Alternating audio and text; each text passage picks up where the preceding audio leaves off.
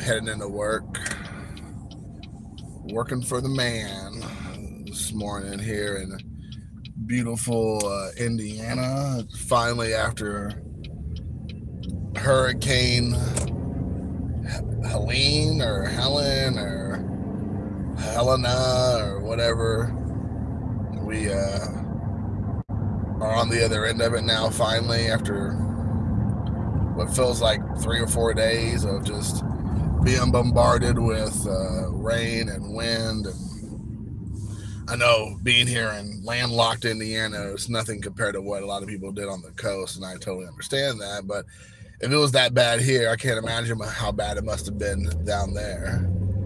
So I hope everybody's okay. Might have been impacted by that storm.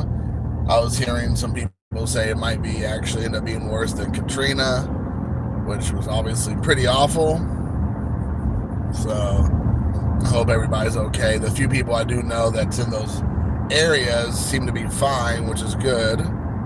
So either they got out before it got bad, or where they live, they weren't really impacted or affected by it. So that's good.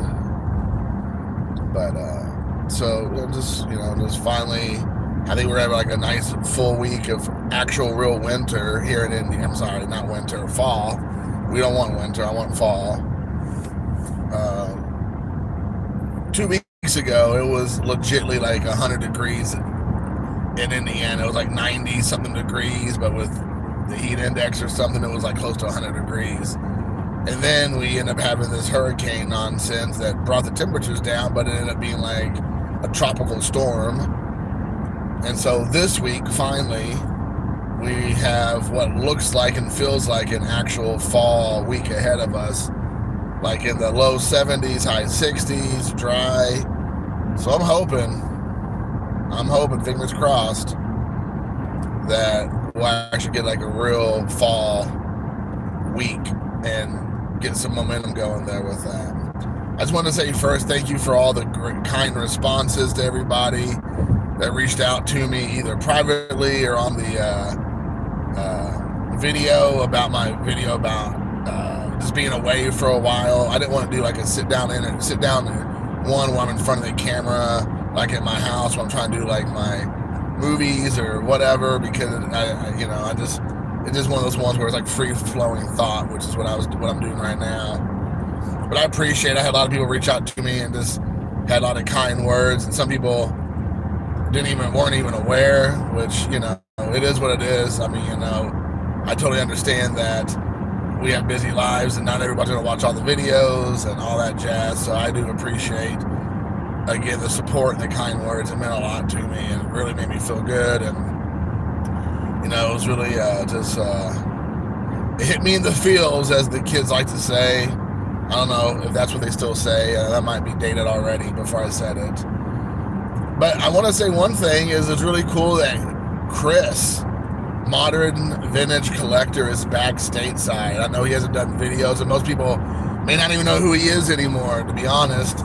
But back in the olden days, when I was really hot and heavy into the whole YouTube sports card world, me being a YouTube Hall of Famer and everything, I have my patch. You can't see it, but I'm holding it up right now. Just kidding, I'm not holding it up. But back in the olden days, Chris was a Army guy, and he'd spent the last, I believe, 4 years in South Korea finishing up his tour of duty or contract or whatever you call it, whatever the correct terminology is. And he's back in Georgia now, and he called me out of the blue, man, which is so cool. He had my phone number, and my number hadn't changed in all these years, and he said, "Hey, man, I'm back here if you want to give me a call." Maybe I called him, but he sent me a message on Facebook. So I gave him a ring, and it was awesome catching up with him and hearing a little bit about what's been going on with him. And I don't even know if he'll watch this video, but I was excited to talk to him. It's been a long time. And so that made me feel good to get to talk with a guy that him and I have been close off and on for years. I mean, even though most people, like I said, he stopped doing videos a ways back.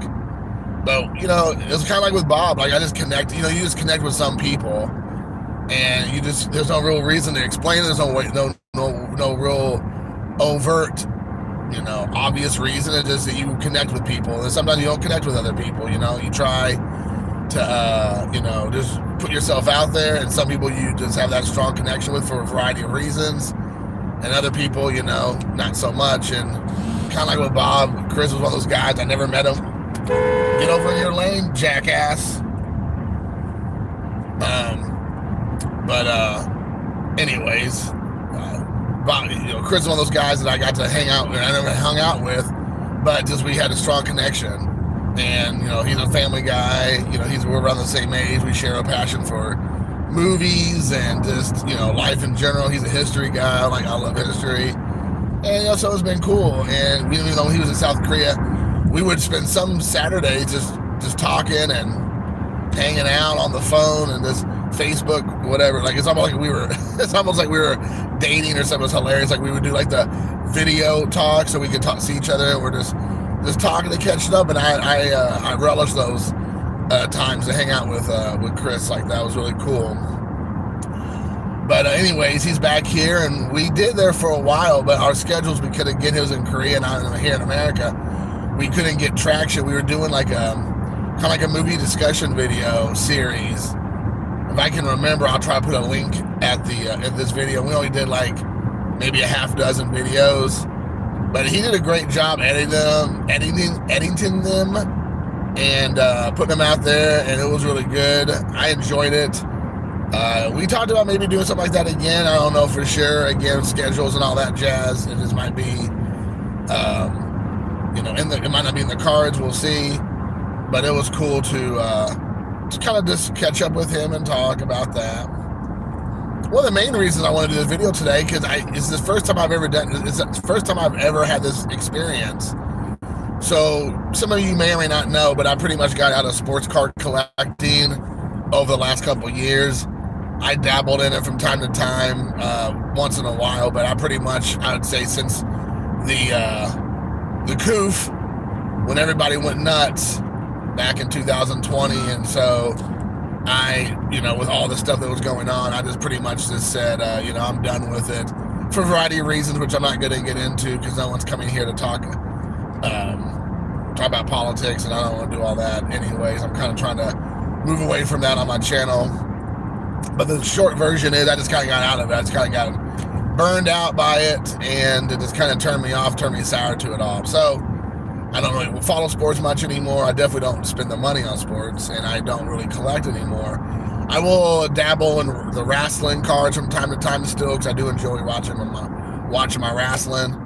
But for the most part, all that's been resolved, and I've been pretty much done with it. So I've been selling off my collection on eBay for the better part of 4 years at this point. And I usually do anywhere between 25 to 30 to up to maybe 50 or 60 cards and or just items on eBay from week to week. And I know there's a well-oiled machine out there, people knowing they have their stores set up and they have all their buy it nows and best offers, and it's they're living off the thing, and they're doing hundreds of uploads a week, if not thousands a month, to do all that stuff. And you have all different kinds of other avenues, and to sell the cards. I mean, I just do this for kicks and giggles. This is not like me trying to make a living off of eBay, right? So this is me sitting down in my card room, picking, like I said, 25 to 50 cards out of my stacks of cards and just selling them on eBay. I mean, there's nothing too sexy about the process. And so for the most part, I make my money back. Sometimes I lose money, but not usually too much. But a lot of times, I'm, making, an extra anywhere $20, $30 a week to $100 a week. Sometimes it depends on what I'm selling and what goes for some decent money. And quite frankly, I just have fun. It's like therapy. I don't know why. I can't explain it. I like to do the dishes. I don't know why. I just enjoy it. So it's the same idea. I just sit there on the weekend and go through my cards and upload them and just enjoy, get ready to go on Sunday night when I load everything up. So the reason I say all this is say, in 2013, I don't even know how I came across it, but I think I opened it up out of a pack, was a George W. Bush card from Topps. I don't know what it is. I can't even explain how I got it, but it looks like it was like a night. I think it was like that 1990s border card, and it's like him. It's a black and white picture, but with a color border. And whoa, okay. And it had like a glossy finish to it. Never seen it before. Don't know anything about it, but I believe I just pulled it out of a pack of cards. Because I know I wouldn't have went and bought that. Like, I don't buy political cards. I don't go around buying political cards. So it was during that time when there were people trying to, I guess they still do it to a degree, like put political cards into packs of baseball cards or whatever. So anyways, I had this George W. Bush card. It was like USA 1, I believe, on the back of the card. That was the number on the back of the card. I have no idea what it is. I still don't really know what it is. So I throw that card up last week and a half ago at this point probably, thinking, man, I hope I get a couple bucks for this card. This is the right time of the season for it. Obviously, I use some strategery when I post stuff. Obviously, I'd post some Ohtani's up there because Ohtani's hot right now. Put some of the teams that are in the playoffs, political stuff, the cards I do have that I've come across over the years because Upper Deck used to do that a lot. Apparently, Topps did too. They would stick political cards in there. Goodwin, I think, does it, or Panini at some point does stuff like that as well. So anyways, I was putting all these cards up there, and then that George W. Bush card was in there. So I put it up there. Again, I'm hoping I'm going to get a couple schmeckles for it, nothing too much. When it's all said and done, that card ended up selling for $280 raw. Oh, baby, I like it raw, like ODB says. So I was befuddled what exactly happened there. I don't know. Like I said, to this day, I sent it to a couple guys in the community, some of the big swinging Johnsons in the community, and said, hey, does anyone know about this card? Anybody know about this? And my two responses from the guys that really probably know more than most was Mangini and Filmington Phil. Mangini goes, I have no idea about this card. And so there's that, and he knows about everything. So that wasn't helpful, but also it tells me that that card probably doesn't have much of a following or knowledge. And then Phil was like, investment. And that was the extent of it. So we have one guy saying that's an investment card because I said it's sold, but obviously it's no longer my investment. I got rid of it. And one guy who doesn't know much about it, and so there it is. So I don't know. I'm not asking for anybody to tell me about the card because it's a done deal. It's already went, and I had to send it to an authenticator.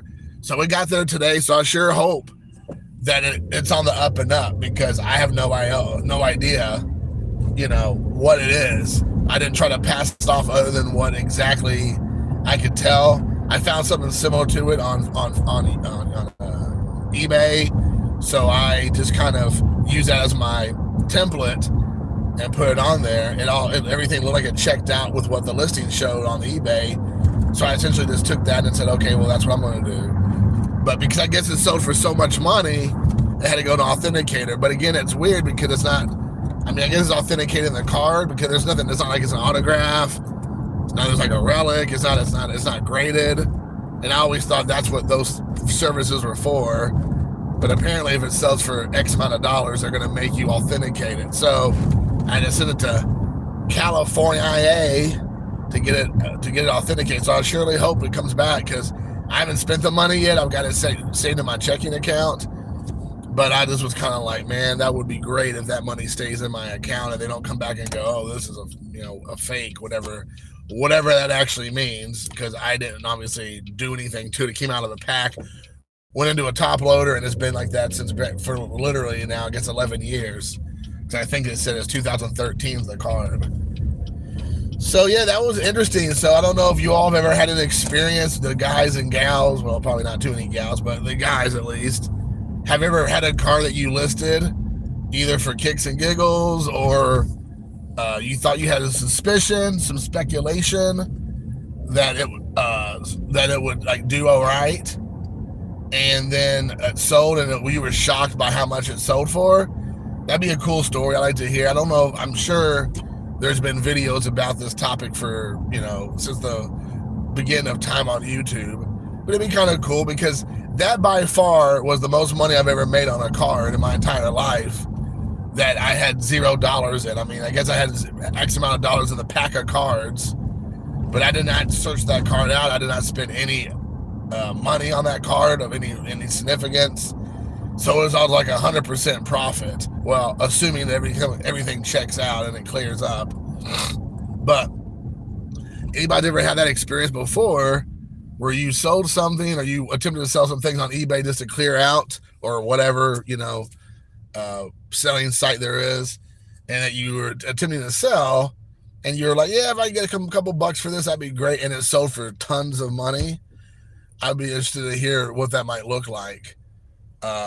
Because $280 is a heck of a lot of money.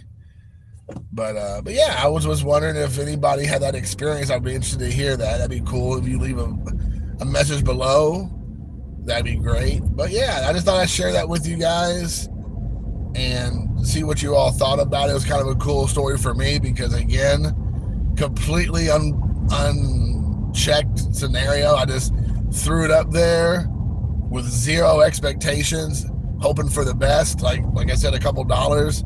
Sold for $280. That was way more than I was expecting, that's for sure. So yeah, that's it, guys. Just thought I'd share that with you. Hope you all enjoyed the video.